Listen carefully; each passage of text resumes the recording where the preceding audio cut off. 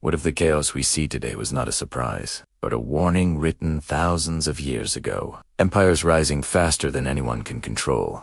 Societies divided against themselves. Technology reshaping what it even means to be human. We call it modern crisis.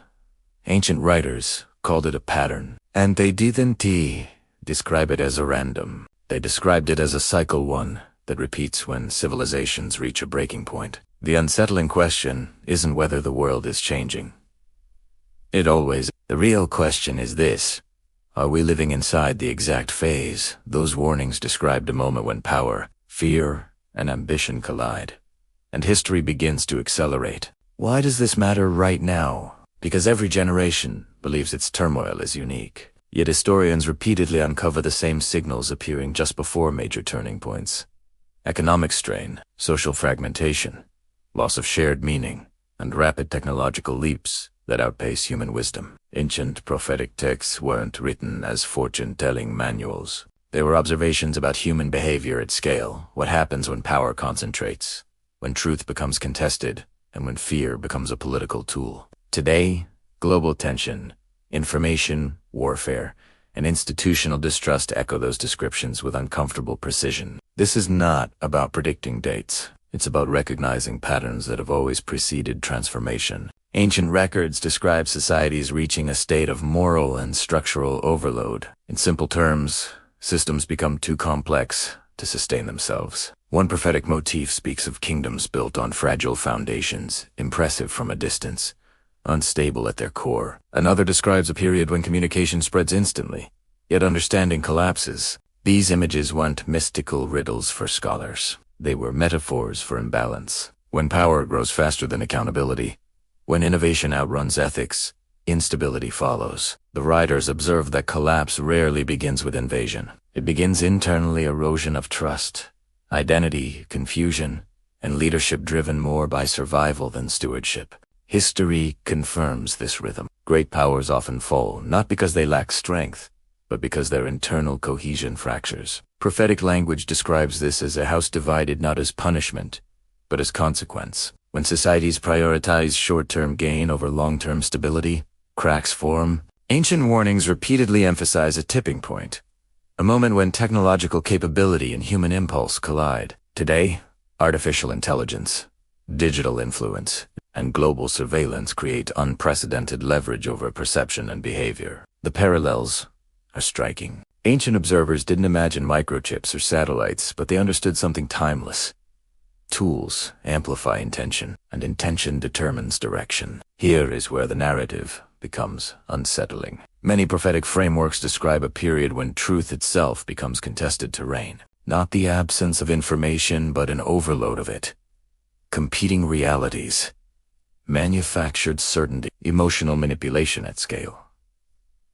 This is not supernatural speculation. It's a sociological pattern accelerated by technology. When populations can no longer agree on what is real, governance becomes fragile. Polarization intensifies. Decision-making shifts from rational discourse to tribal defense. Ancient writers framed this as confusion spreading through nations, a destabilizing fog where clarity becomes rare and fear becomes currency. The hidden insight, the part rarely discussed, is that these warnings are less about doom and more about thresholds. They describe what happens when human systems reach maximum tension. In physics, pressure without release causes rupture. In societies, pressure forces transformation. The ancient message suggests that collapse and renewal are intertwined. The same forces that destabilize old structures also create conditions for reinvention. Chaos is not merely destruction, it is reconfiguration. The warning is not that change is coming, it is that unexamined power and unchecked fear determine how violent that transition becomes. So what does this mean for the future?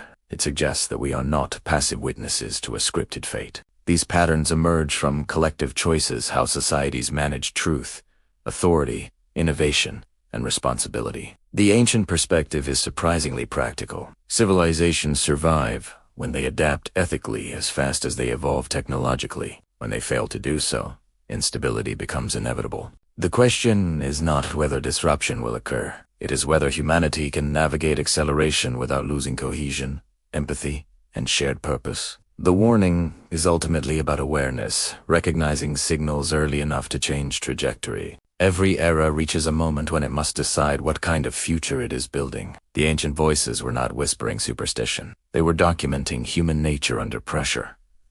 They observed that chaos is rarely sudden. It accumulates quietly, disguised as progress, distraction, or necessity. By the time it becomes visible, the momentum is already immense.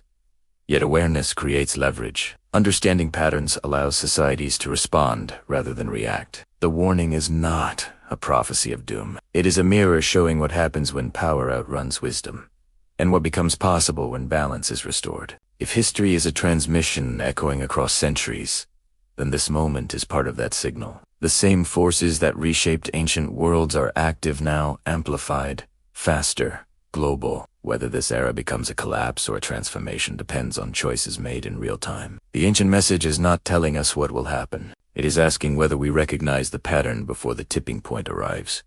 Because chaos is never the final chapter. It is the threshold where civilizations decide who they are and who they are willing to become. This is the signal. The warning was never about fear. It was about awareness, and awareness, on reshaped, becomes responsibility.